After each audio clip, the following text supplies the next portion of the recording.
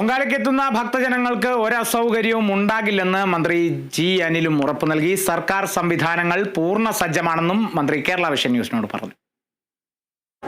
Minister, എല്ലാ വർഷത്തെക്കാളും വലിയ തിരക്കാണെന്നാണ് പറയുന്നത്. അപ്പോൾ അതിനനുസരിച്ചുള്ള സജ്ജീകരണങ്ങളൊക്കെ സർക്കാരിന്റെ ഭാഗത്ത് നിന്ന് ഒരുക്കിയിട്ടുണ്ട്. അതെ, ഇതെല്ലാം മുന്നിൽ കണ്ടുകൊണ്ടുള്ള സജ്ജീകരണങ്ങളാണ് ഗവൺമെന്റ് ഒരുക്കിയിട്ടുള്ളത്.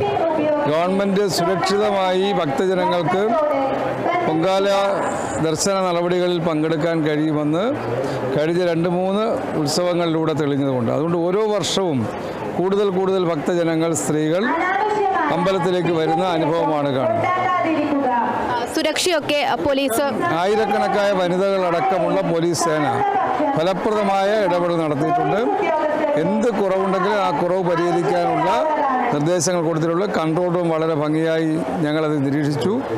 മറ്റ് വാട്ടർ അതോറിറ്റി, ഇലക്ട്രിസിറ്റി ബോർഡ് ഉൾപ്പെടെയുള്ള എല്ലാ സ്ഥാപനങ്ങളും അവരെ ഉത്തരവാദിത്വം നിർവഹിച്ചിട്ടുണ്ട്. ദർശനം നടത്തിയോ മിനിസ്റ്റർ? ദർശനം നടത്തിയിട്ടുണ്ട്. എല്ലാവിധ ഒരുക്കങ്ങളും പൂർത്തിയാണ്. എല്ലാ ഒരുക്കങ്ങളും പൂർത്തിയാണ്.